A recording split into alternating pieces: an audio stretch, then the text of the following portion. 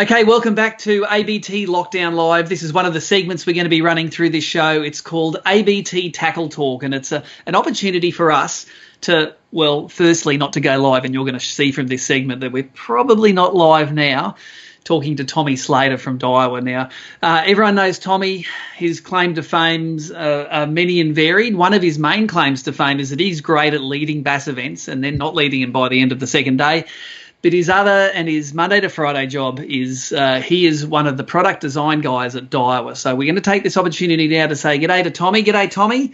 It's magically daytime where you are now. It is, yep. And before we start, before I get to the choking at Sinclair bit, because you know I'm going to get to it, let's talk about what your Monday to Friday job is at Daiwa. We see you in all the kit. We see all the Daiwa stickers there.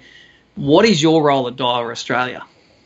So technically my title is Product Development Manager. So what that entails is basically I'm in charge of all the products that Daiwa Australia sell from start to finish. So for a product like a fishing rod, where Australia has quite specific market needs, I design those from start to finish, actions, cosmetics, all of that sort of stuff from the ground up.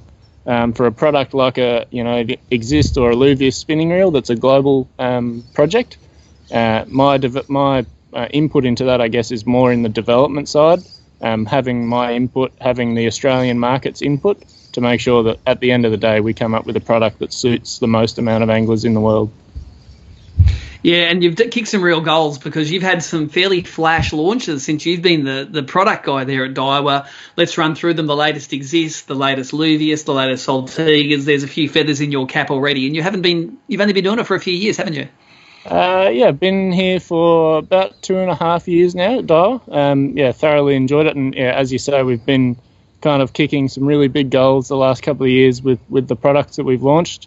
You mentioned a lot there in the reel space, but we've really made some great strides in rods and terminal tackle and line and leader and all that sort of thing. So certainly, despite what's going on in the globe at the moment, we're pretty happy with how things are going for Daiwa.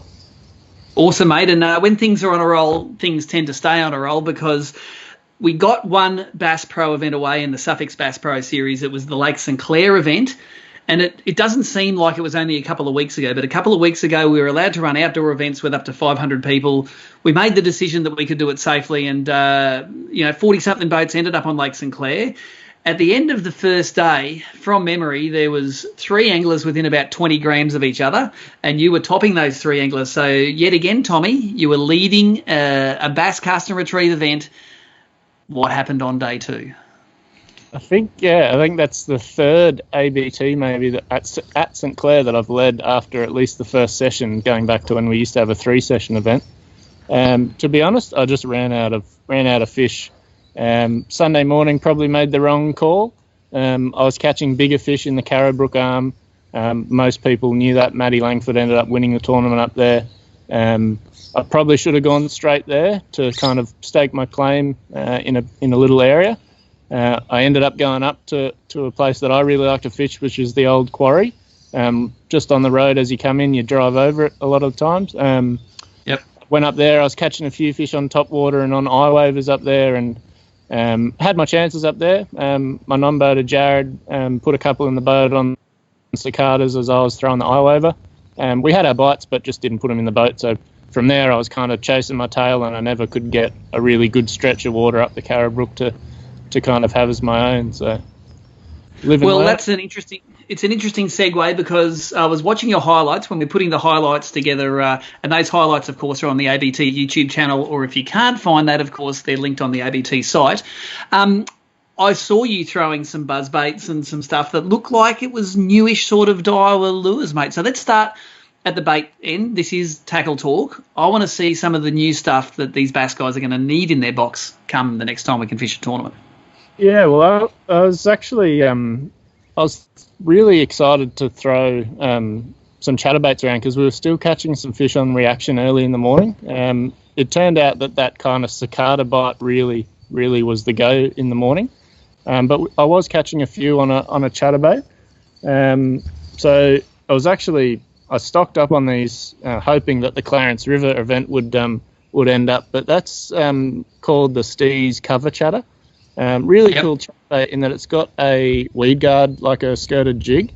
So you're able actually to fish it through a lot of the cover that you can't normally fish a chatterbait through. So that's a little 1/4 ounce one there, which I like to throw around the shallow water, Sinclair, Glenbourne. But I had those, I stocked up my box full in sort of preparation for the Clarence River, but hopefully we'll get back to there in the not too distant future. But yeah, really, really cool chatterbait design and catches a lot of fish. And that's really important now because it's since Australian bass fishermen have learned how to fish jigs, they seem not to be scared of structure anymore. So the more lures you can make that they can throw anywhere, man, the bass can't hide anymore, can they?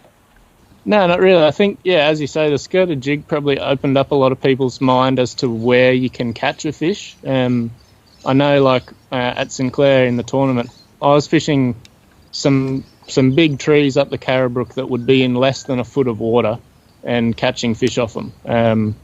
So, I mean, my non-boater, Jared, got a nice fish on the second day.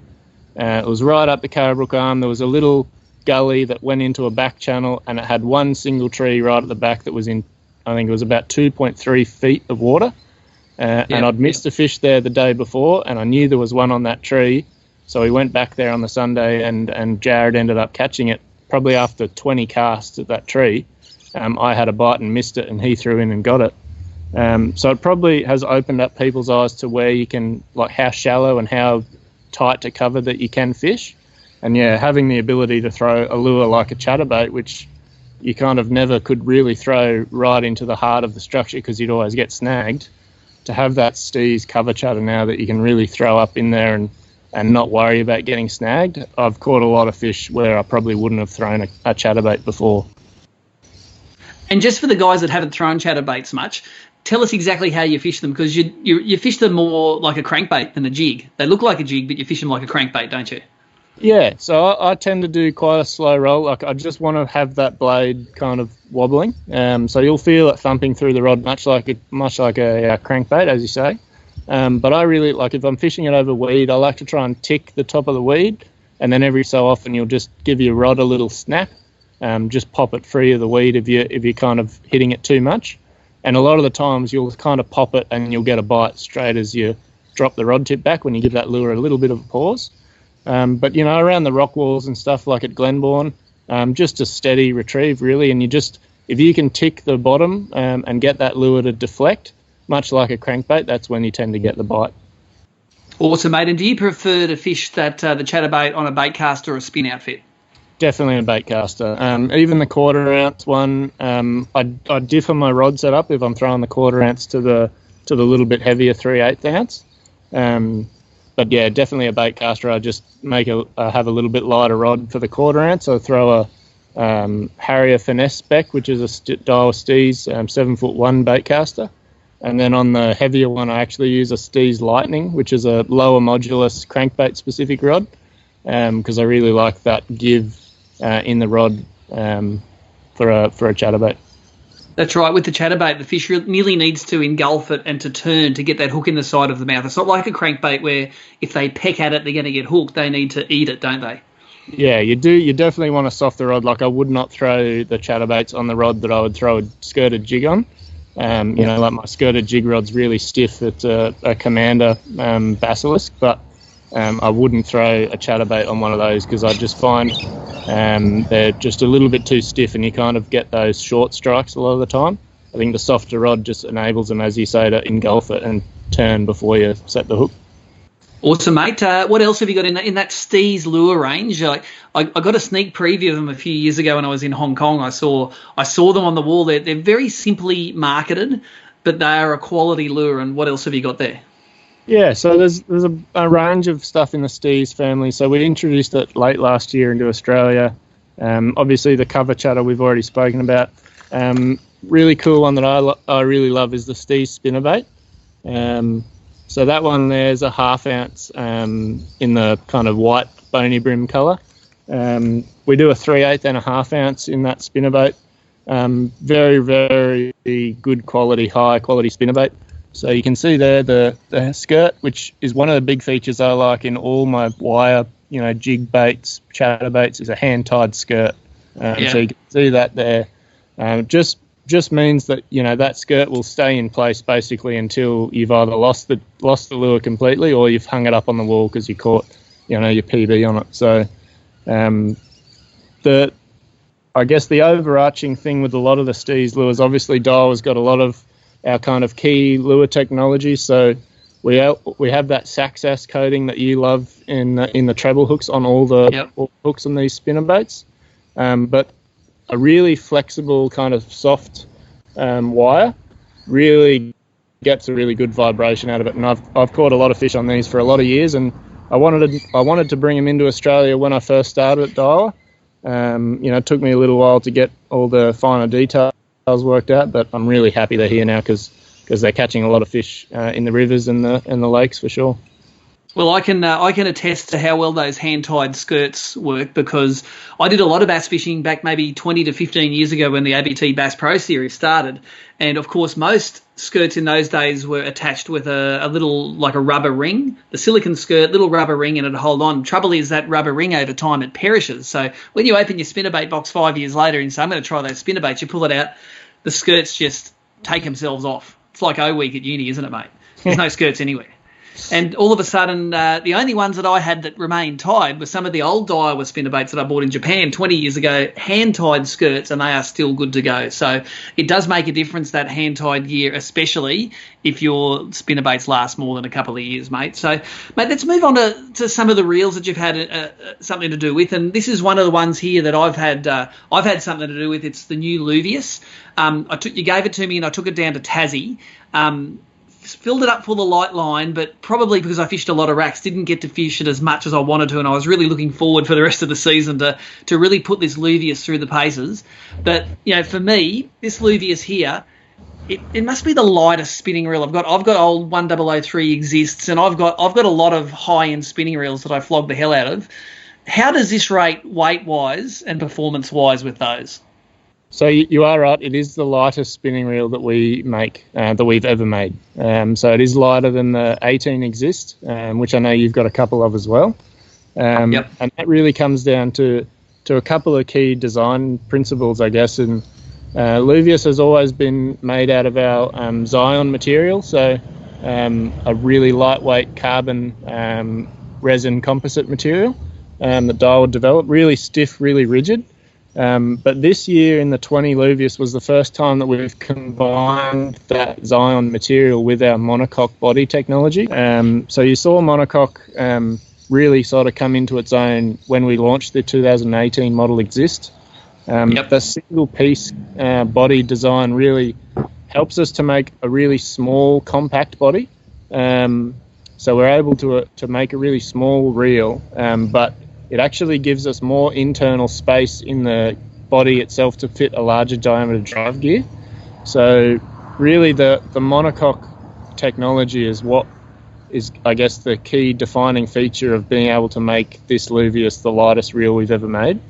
It really is. Like, I've got a couple of them here that I used at Sinclair, and again, I was like you, I was looking forward to using them all year. This one here I've got in my hand is a 3000, so the equivalent to the old 2506 size, so a 3000 shallow spool. But I've actually got that in an extra high gear ratio.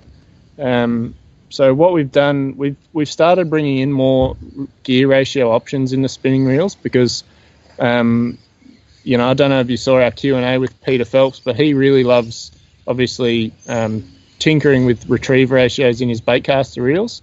And we've only really ever brought in one ratio of spin reels. But I really like this extra high speed. I actually set that up with 5 pounds straight through to use as a cranker crab reel. Most of the bites you get on a cranker crab, as you know, either come on the drop or when the crab's sitting on the bottom, and you're not really working the lure with the reel.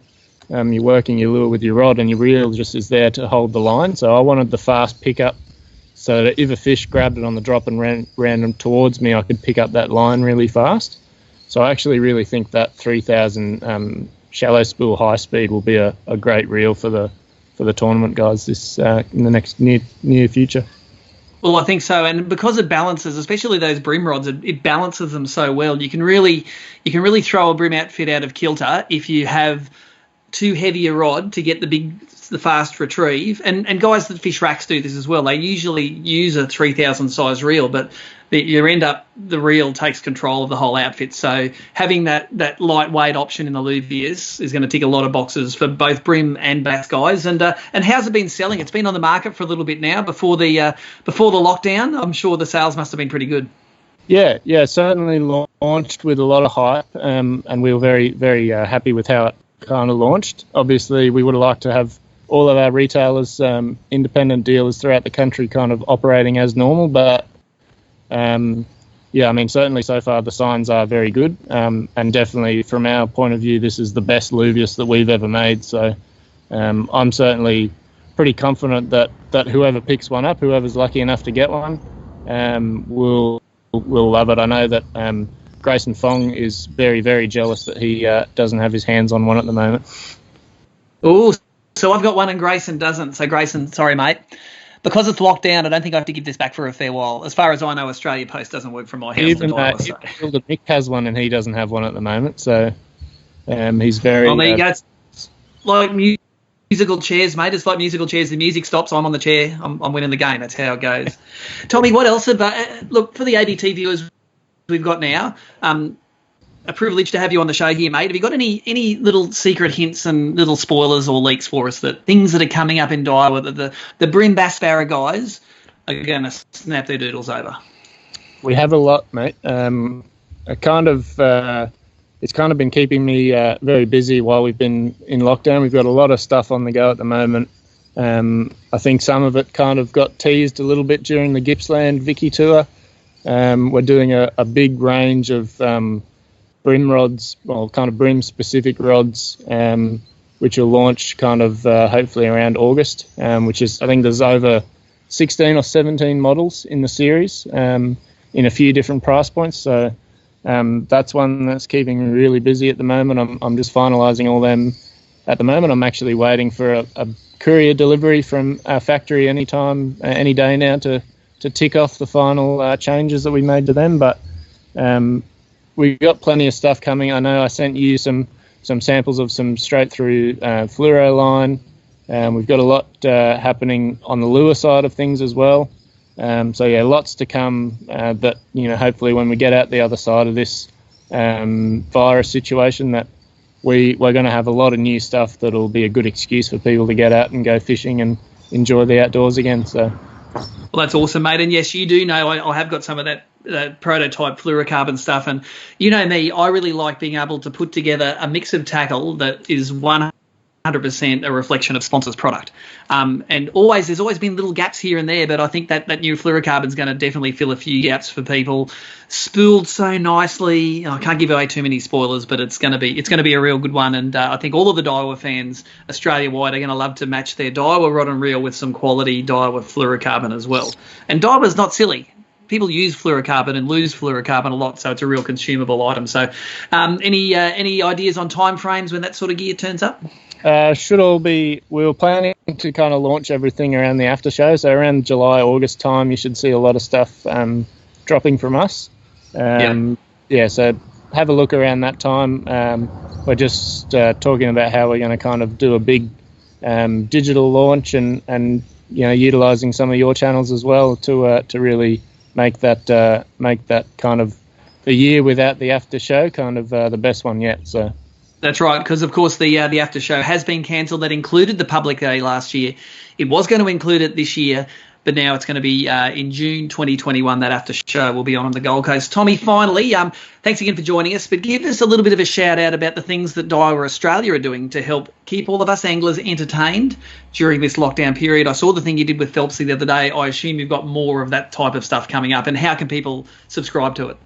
Yeah, so we did the first one in our Angler Talk series. So Peter Phelps I think he spoke for about 35 minutes answering questions that we got through our Instagram and Facebook page.